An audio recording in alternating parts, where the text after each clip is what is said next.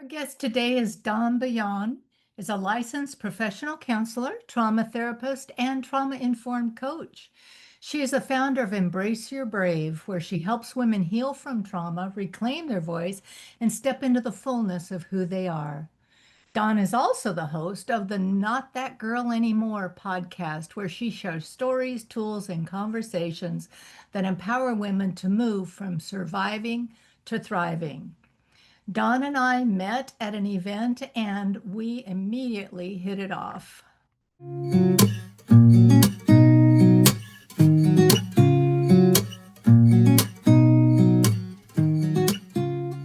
So, Don is with us today. Hi, Don. It's so great to see you again. Hi, so glad Uh, to be here.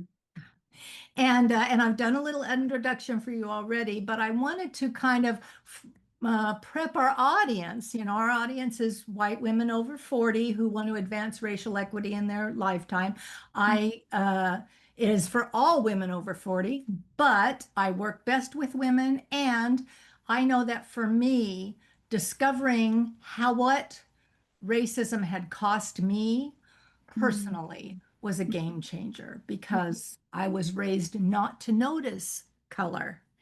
And now my slogan is colorblind is still blind.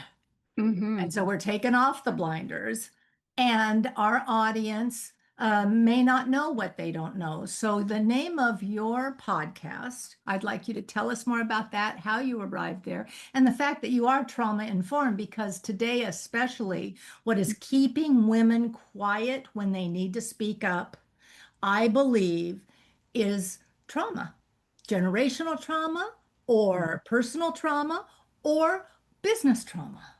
Mm-hmm. So what do Yeah, you think?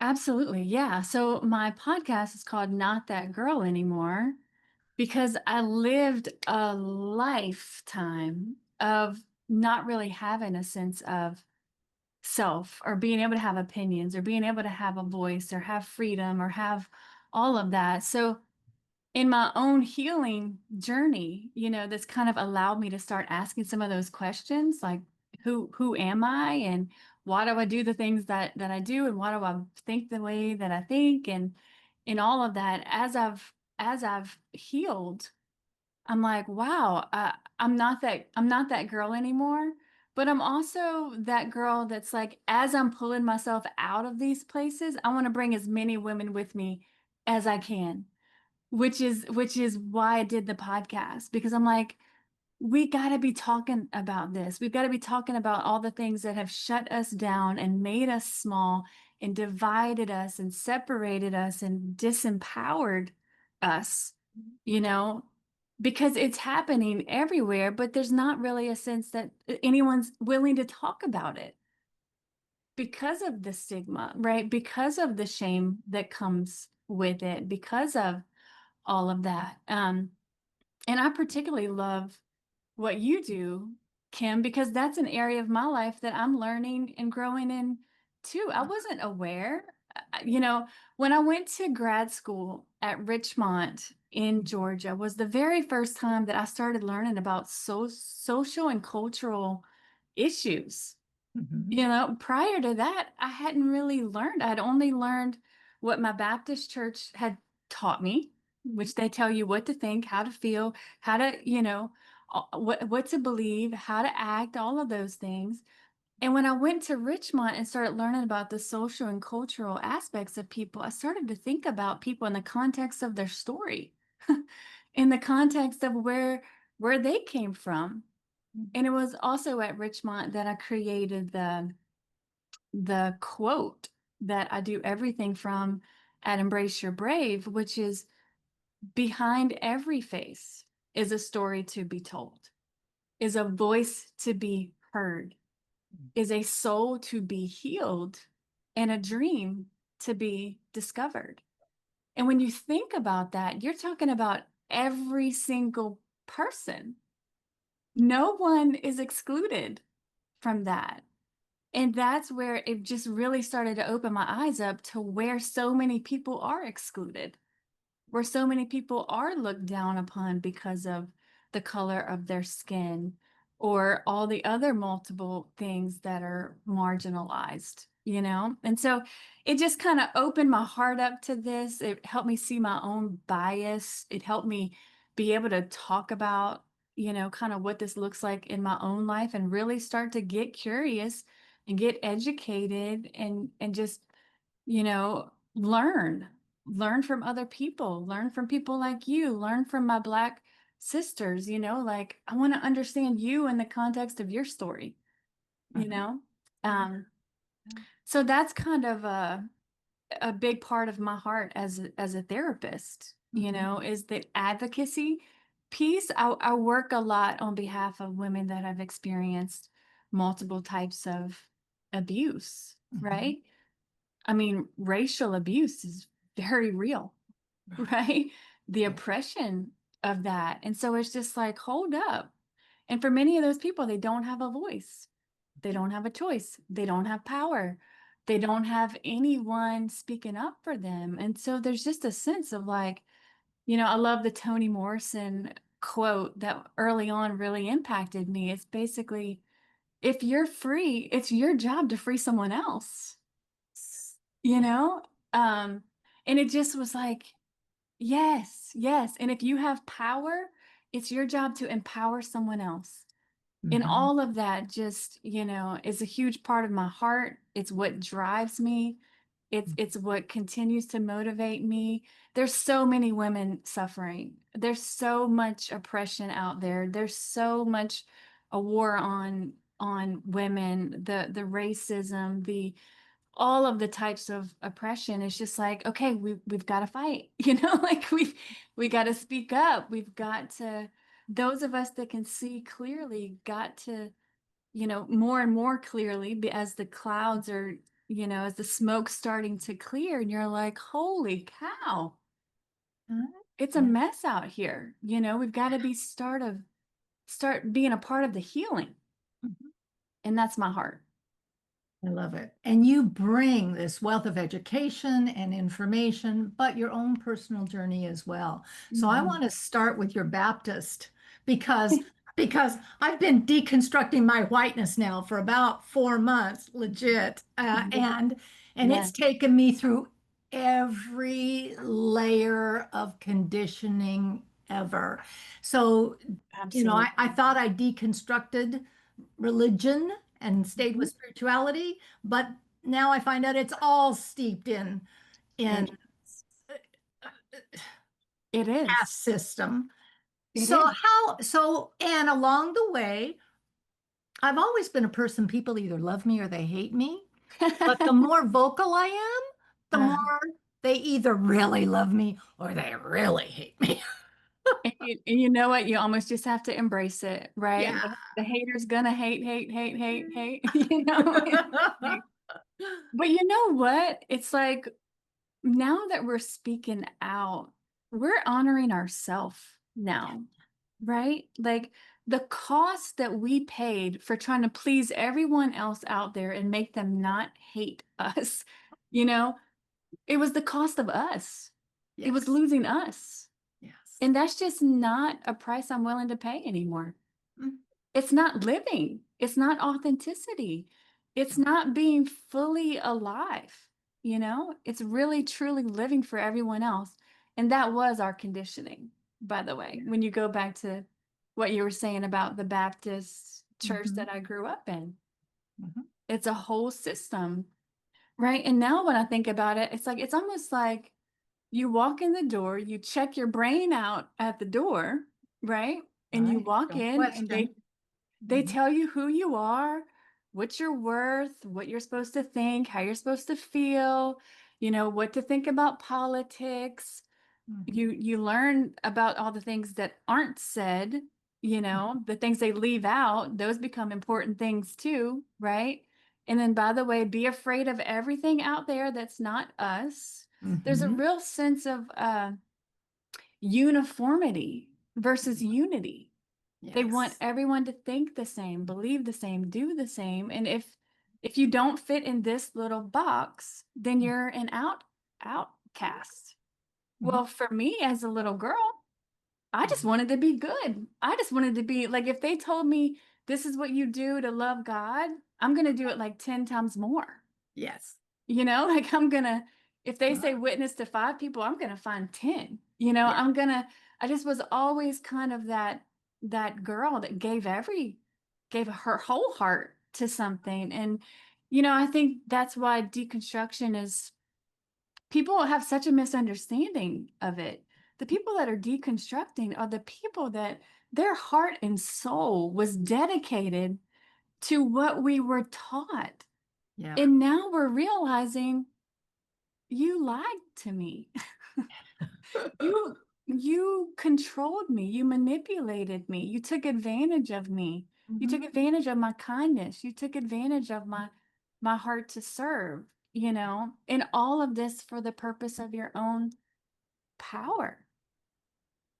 And now I'm deconstructing everything, like you said, right? Because with deconstructing, you're just saying like, well, why do I believe that? Yep. And why do I think that? Why do I believe that? And does that actually fit with who I am Yeah. as a person? Mhm. But the work that's got to be done before that is we got to know who we are Right. because we don't know who we are. Yeah. And that's where I see a lot of the ladies that show up on my couch. Mhm. Some type of crisis has finally gotten them in there on the couch. But when you Mhm. ask them the question, who are you? There's like, I have no earthly idea who I am, Right. because we've been taught to say, I don't know. Who do you need me to be? And I'll be that. Yes. Yep. Right. And who do Right. you need me to be? And who do you need to be? And, Uh-huh. I think it's very interesting that you're interested in 40 and plus, right? Because we hit that perimenopausal stage Yeah. of life and we're like, what the fuck? Like we're kind of like, oh hell no. Like this is the Not bullshit. your mama's menopause. Yes. No. No. And our tolerance for bullshit is just gone. Yep. And now we're just like, shoot straight with me. Right. And I think we talked about being a part of the we do not care. You Yeah. know, Yes. Yeah. um, and Well. I'm like, and how many women jumped on that thing? Millions of Mhm. women. Mhm. Because now we're actually being able to be honest and Yeah. authentic and say, me too. And Mhm. I'm hurting too. And this is what's happening because we've just been so shut down and shut off and, just haven't mattered or been seen or known or any of those things. And so we're Yeah. longing for that. Yes, yes. I just had a conversation before this session with someone who wants to do a collaboration, and I said our part would be one collective voice evolving, and you are an Mm. example to me of Yeah. what is happening because where the generational difference, but also just I am up to here with the bullshit leadership. You know? True. I'm not staying silent anymore because it never worked. And in fact, the quieter I am, the worse it gets. And the more that we link arms and join voices and speak up, that is the one last best hope that women bring to the world. Amen. Amen. It's true. Mhm. And you know what? That is our power. That's Yes. why they've worked so hard to keep us divided, right? Uh-huh. Because they know when we find each other and we link arms that we are better and stronger together and we're going to become unstoppable Yeah. because we've been conditioned against each other, right? Yes. We've been Oh, pit up against each other, saying that's your enemy. And when we recognize we are not each other's enemy, right. the enemy is the one up there that's controlling both of us, Right. Right. right? And Yeah. when we can see that and realize, oh, actually, we're better and stronger together when we lift each other up, Mhm. and when we're bringing each other with us to that place of Mhm. more power, more freedom, more living, then the whole world improves, right? Will you brainstorm with me some of the ways that we have been kept separate? Because as I'm doing my deconstruction, I said, I know that my team thinks, oh, there she goes again. She's on a rabbit trail. Oh, there she goes. Because every Monday I have to write a new article. And it seems Yeah. like every Monday there's another thread because something else has come across. So Yeah. I had Evelyn Tribole on as a guest recently. She dropped last week, Mm. co-author of Intuitive Eating. And Mm. we talked about racism and about marginalized communities and about women and voices and the fact that the body types, the Mm. how racial stereotyping and how these white, thin, blonde-haired, perfect bodies became the model Mhm. that caused people like me to waste 40 or 50 years of my life because Mhm. you tell a little girl who's 10, you'd be so pretty if, all Mhm. right? Or Mhm. or no boy will want you if, or whatever that Mhm. programming is. Yeah. And so we judge women. If women aren't talking about the last diet or the cheat or the macros or the clean Mm. eating or whatever it is, they don't, that's how they bond. When you Mhm. stop talking about that, you don't have a place in the circle.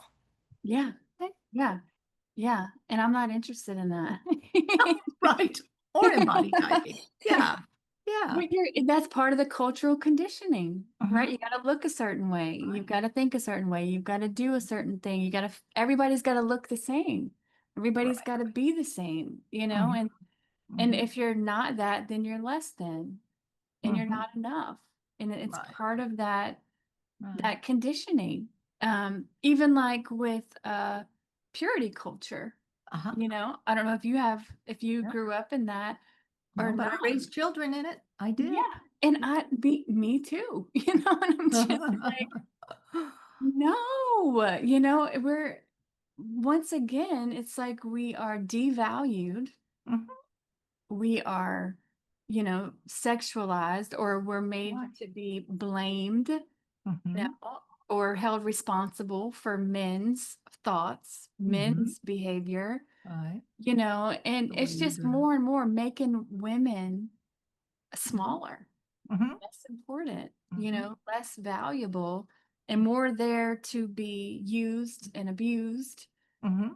twisted into all the different things that you know, are supposed to be. Mhm. Um, and Yeah. so it's rampant Right. in our in And how does that reveal itself in the workplace? As women pit against women, absolutely. as women, I'll tell you, remember when, I don't know if you were on TikTok, but when the bear, would you choose the man or the Yes. bear? Remember Uh-huh. that? Yes. And then there was a thread where they said to women, would you, to black and women, people of color, would Mm, you pick the white man or the white woman in the conference room? They would mm, pick the white man over the white woman. And I had a reaction like, but mm. I'm not a bear.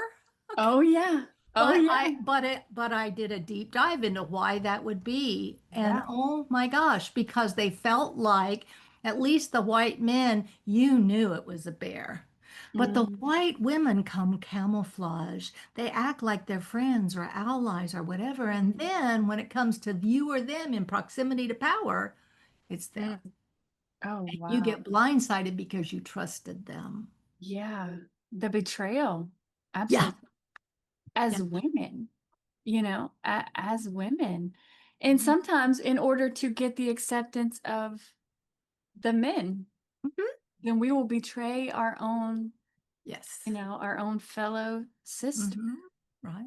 I think And that we are raised that's also part of the conditioning because I remember at my mother's knee, men can't be trusted. They only want one thing, da, da, da, da. So here's what you believe about men. But the other thing you believe is you don't trust anybody outside this family. You don't talk about what happens in this family. And boy, women are the worst. You get a woman boss, that's going to be the worst thing ever.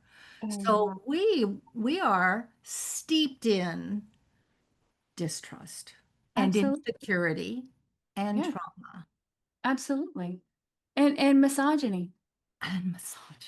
right? Define that word. I said that word and made some white executives really uncomfortable. I mean, it's just that, for a lot of us, it's internalized. It's this sense that we are less than, or we are, there, it's something against women in general, like a Uh-huh. hatred for women, Yeah.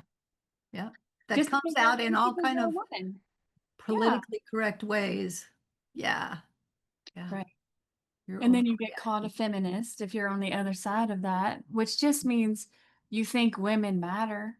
It's like, okay, then call me that, but like you're a woman. Why don't you think that women matter too? Right. It's another one of those things where the culture has taken a word and defined it in their own way, Yeah. and just like the term woke or whatever, that was meant to be a positive thing. You're Right. awake to something. And Uh, then we made it something negative, yeah. and then as soon as you hear the word, you get shut off. And Hmm. so it's just another one of those, another one of those things that culturally has just kind of tried to once again tell us how to think, how to feel, how to do, how to be.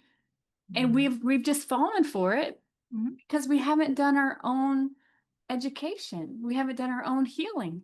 We haven't done, our own, what do I think? What do I believe? Like, for example, right now, there's a lot of things out there that call themselves Christianity that looks nothing like Jesus. Yes. Yeah. Right? Because Jesus is about love. He Hmm. took care of the poor. Like he was loving people. All the people that were outcast, he was sitting with them and loving them and seeing them, right?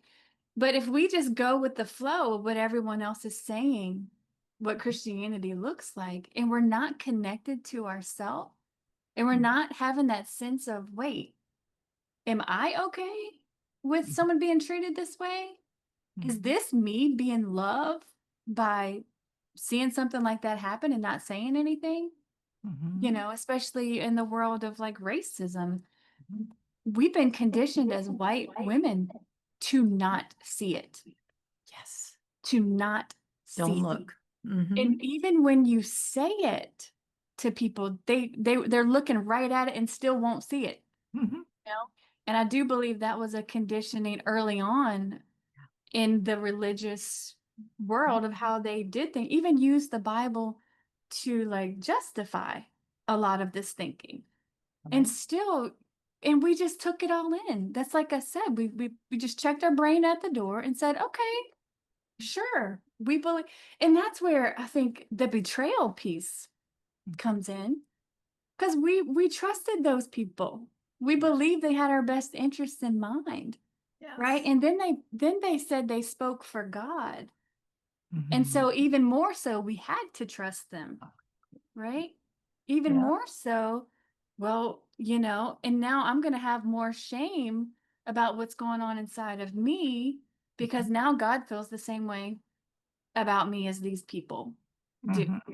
And so there's just so much that we're up against that we are trying to deconstruct from that has impacted every single part of our life.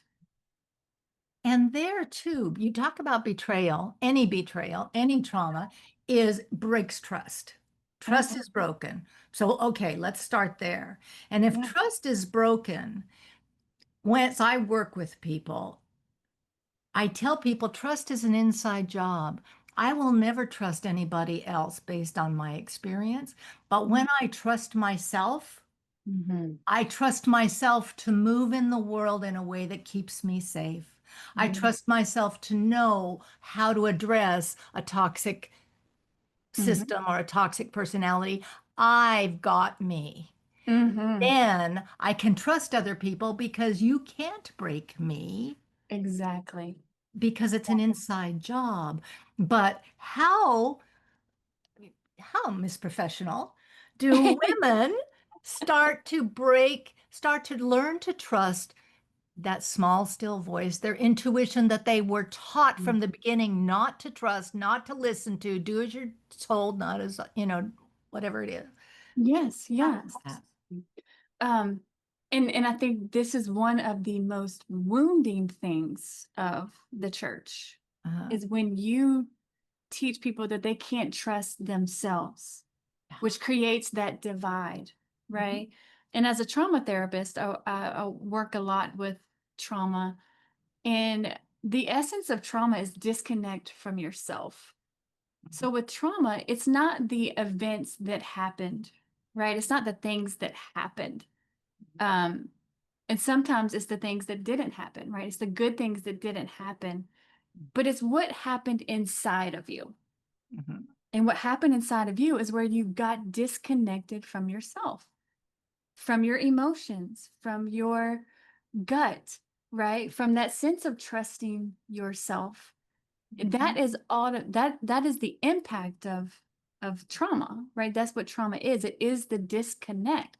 But then you go into like the religious circles that just you can't even get to those things that happened. They just deepen the divide even further, right? Because Mhm. now you're just, a dirty, rotten sinner, and you were born that way, and you were, so you're kind of hopeless from the get-go of that. And so there has to be some awareness of like how we got there. Mhm. But then when I'm working with women, I'm helping them see, when I teach them about what happened with trauma, and then we're going to look back and say, where did we lose ourselves? Right? How old were you when you stopped trusting yourself? How Oof. old were you when you felt like you had to abandon yourself in order to survive? And Mhm. then we start opening up that curiosity and that compassion where we're actually going to start letting the little girl in you start telling her story Mhm. and to be seen and known and loved, because back then that's what she needed and she didn't get that. Yeah. And so to me, when we don't get that as children, then we start getting this like gaping hole in our soul that says, I don't matter, I'm not worthy, I'm not enough, I'm not good enough. And then what we do is we go out into the world and try to prove that we are. So true. Right? And Yes. we're almost out here like, please love me, I'll do anything. Right? And then when we bump into the kind of assholes out here that don't value us, instead of seeing that for what it is, we just try harder. Right? We just throw ourselves further Mhm. and further under the bus to say, but wait, no, I am good enough. Wait, no, I am lovable. Wait. And we just keep pushing further and further. And we are every single time we're losing more and more of ourselves. It's costing more and more of us. Mhm. And it's like we're trying to give into something that's not ever going to be satisfied. You're just keep pouring into a bottomless pit that just keeps take, and never gives anything back. But the issue is not necessarily about what's out here. It's the fact that we're going out here to find what you can only find in here, right? And so healing is really about learning to love the little girl within you, Mhm. help her be seen and known and loved, and to know her value to the point that it's not negotiable with anybody else out here. And so the people out here that are harming you then lose access to your Mhm. heart because you've already solidified. Oh, Mhm. no, I know I'm loved, Mhm. right? Mhm. And I feel like this is another important part of the healing with God too, Mhm. is being able to separate what we learned in church from the loving God that actually is all about receive God's love and give it away, is the simplicity of the gospel. Mhm. And the love that he wants to give us is also the healing, Mhm. right? Of learning to love ourselves the way that he loves us. And Mhm. so all of that is part of the healing process. I think what Jesus was talking about when he talked about healing was Mhm. actually that wholeness with us. The kingdom of God is within you. Yep. Yes. Mhm. So the missing ingredient of our healing has been us. So the secret ingredient to heal is us. We can't heal apart from you Mhm. reconnecting with you and loving you. Yeah. And I'm telling you, when you do that work, and when I see those light bulb moments with women, and I see them start to take their power back and reclaim their voice and all of that, it's like they become unstoppable. They're like, Mhm. oh, I didn't know. I didn't know that like I could just decide that and heal myself. I we literally went outside of ourselves, and anybody out here got to tell us who we are and what we're worth, Mhm. right? And we use that analogy of we thought we had to just go throughout life and hand our pen over to everyone else and say, here, you write my story. Here, you tell Mhm. me who I am. Here. And therapy and healing is about taking your damn pen back, right? Mhm. It's like, oh, Yeah. wait, actually, this is my story. You don't get Yes. to tell me who I am, right? These experiences in my life don't get to define me. Right. I get to decide what that looks like in the life that I want to Mhm. live and the healing that I want to do versus being so controlled by something outside of you. Mhm.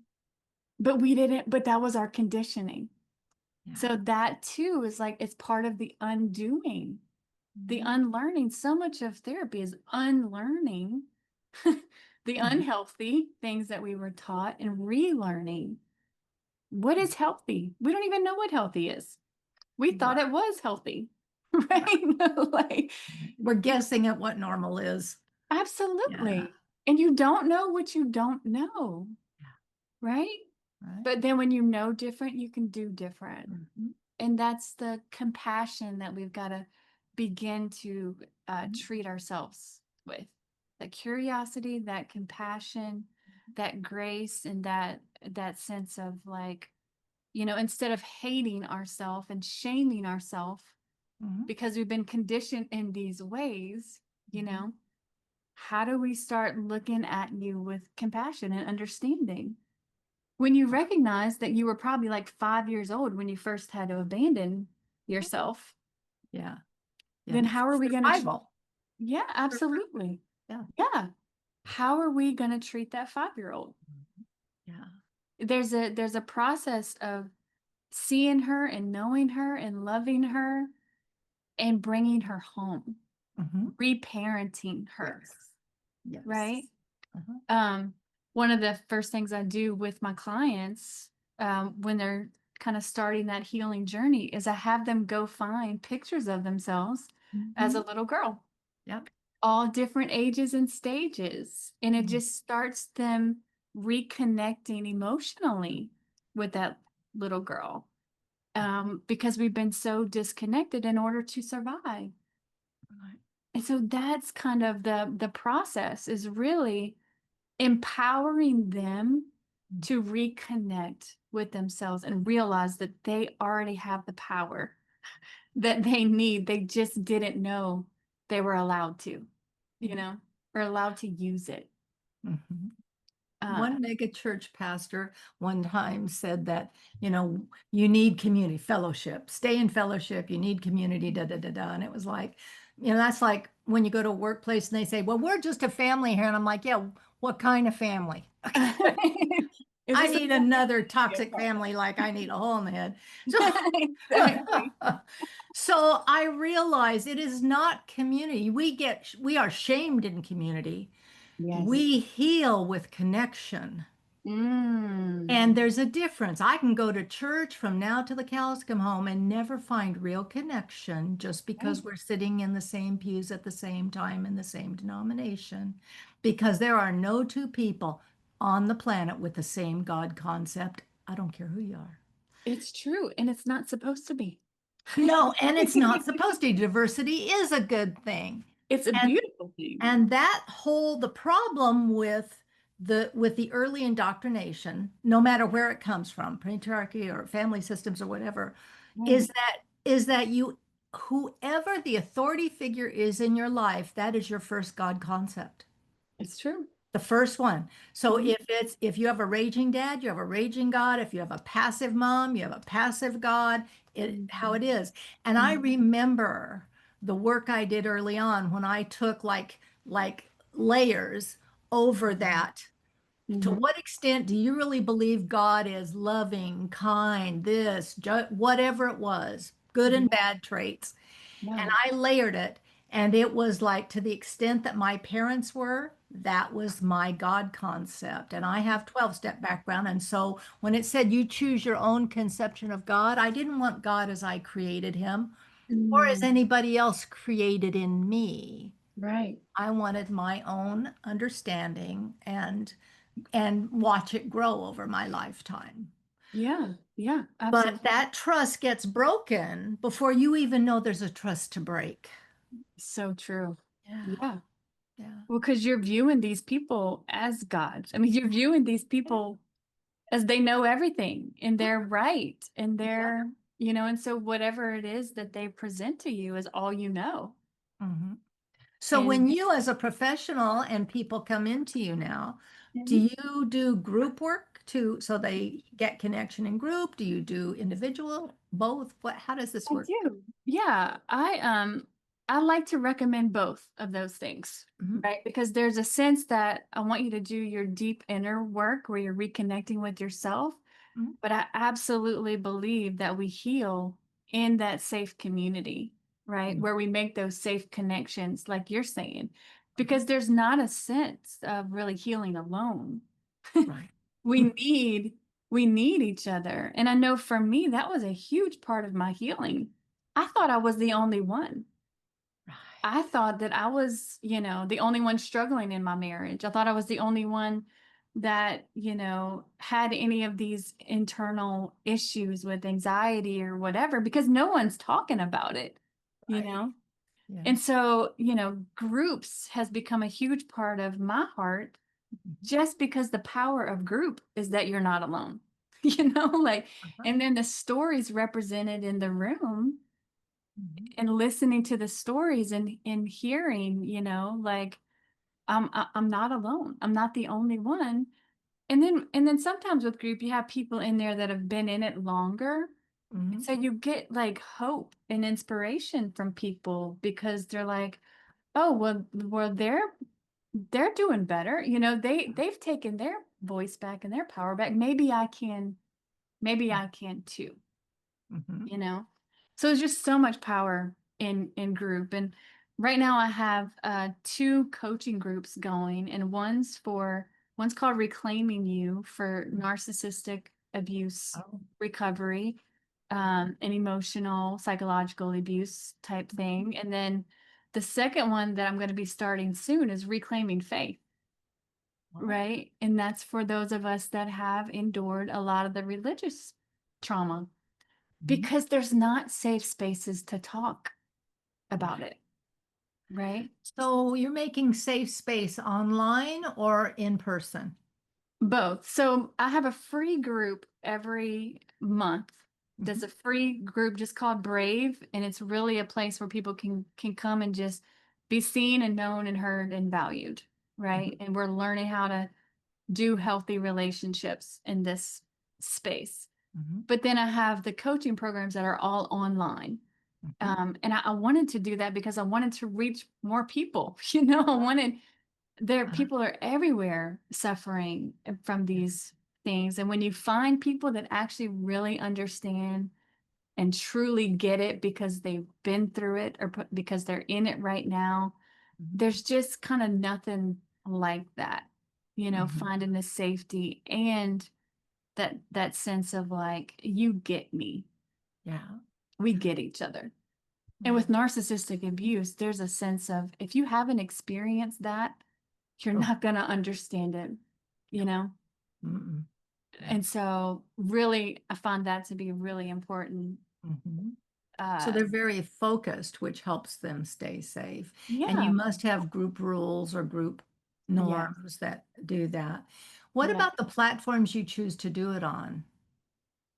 As far as what do you mean? For for for ensuring a safe place, I mean, is it the honor system that nobody's going to screenshot something and put it out there, Oh, or yeah. Well, we is it just kind of secure? agree to guidelines. And, for a lot of these women, they've been so burned, like Uh-huh. trust and all of that. And so we're kind of teaching them how to be safe people and Yes. teaching them what safety looks like and how to care for one another and how to, Mhm. and so it is a trust rebuilding with each other, you Yes. know. because we haven't found that safety outside. Mhm. And for many Yeah. of us, we trusted people that we should have never trusted Right. and gotten burned. Hmm. And so, when we're all learning kind of some of the same, getting educated on what this looks like and getting some of the same language around it, then we're all kind of working together to create that safety. Hmm. Because for many of the women, they're just exhausted. They're just so tired. They're just so beat down. They're just so lost and desperate for some type of just being seen or believed Right. or known in any way. And so I'm very protective of Hmm. that space. But Yeah. I do realize it's my responsibility to teach them to Hmm. be safe. Right.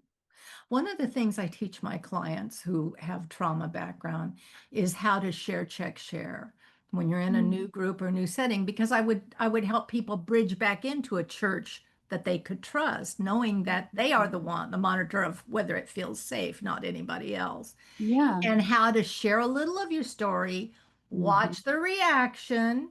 And if Yeah. that reaction is shaming, blaming, or shoulding, this Yeah. is not your safe place. And you don't share anymore. You don't Right. overshare. You don't give more. And then Yeah. if it goes well and you're listened to and heard and validated, then you can Mhm. share a little more. And that drip method has Mm, worked well for me over time. absolutely. But But that's beautiful.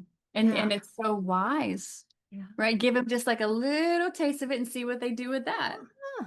Yeah. And then see if they earn your trust to know you more. And that's a thing. We were kind of taught just give away your trust. Hmm. No sense of earning it, you know, Hmm. and then not just trusting everybody. Right. I know. Not everybody's But yeah, trustworthy. that's a great thing to do because you're kind of given just enough to see are they trustworthy with this little piece? Because then I can get a better understanding if they're going to actually be safe. Yeah. Yeah. That's beautiful. I love it. So Don, we're in season 3 of One Voice Evolving, and our focus this season is resilience reimagined. We started Mhm. out trying to do resilience redefined, but then 2025 started, and Yeah. whatever we thought was going to work is not working, and we got to reinvent the whole dang thing. So, Yeah. so resilience reimagined in your world, what would you say to your clients and to our audience? What is without a vision, the people perish? What is a Mhm. vision for resilience in a new trusting place? Hmm. Wow. I think it truly does start with what you were saying, believing in yourself, healing yourself, right? And then as you do that, you're able to help people around you heal and create safety around you. And it can get overwhelming because you think, well, this little thing that I'm doing isn't going to impact that many people. When in actuality, if you do it in your own sphere of influence, right, Mhm. you're changing the conversation with the people around you. And then those people share with people around them.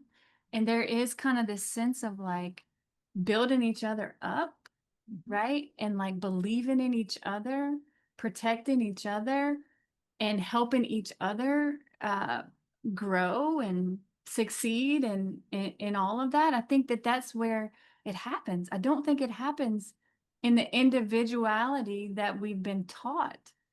I Mhm. think we do that when we find other women and we rise together, you Right. know.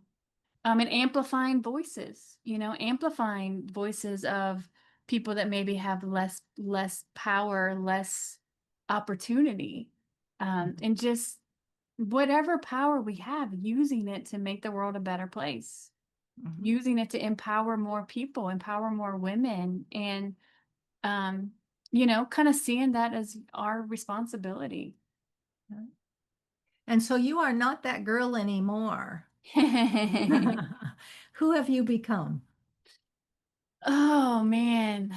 Um, just honest, authentic, real, connected, um, very curious and open-minded and compassionate, and just a sense of like um being awake and not afraid to have a voice, not afraid to speak out, or even if I'm afraid, I do it anyways. There's a sense of like Right. there's a sense of like justice. There's a sense of like, no, this is wrong, and we need to talk about it, and we need to, we need to be a part of making things right, Mhm. and a part of healing all of us, not just, ourselves, not just people that look like us, you Mhm. know? Um, so yeah, and growing up in the places that I did, well, women weren't really supposed to have any opinions about politics, or women weren't supposed to have any, any sense of a voice or choice or anything that was separate or different from what your husband had. And I found that I kind of had to get my own freedom from that before I can even discover what that was. And then as I'm doing that, I'm just opening up the conversations. I'm just inviting people to talk. I'm inviting more people to ask the hard questions. We weren't allowed to ask questions in our church. Yeah. That was called disbelief. You can go to Mhm. hell for that, right? It's like, Yeah. it's almost like, oh my gosh, like I just want everyone to know that that's not true, and your voice matters, Uh-huh. and your story matters, and you individually matter, and like we need you. We need your voice out here. Your healing matters. Your dreams matter. Like there's just a sense of like, no, no, no. I want every woman to know they matter, and that their unique voice and story and gift, we need.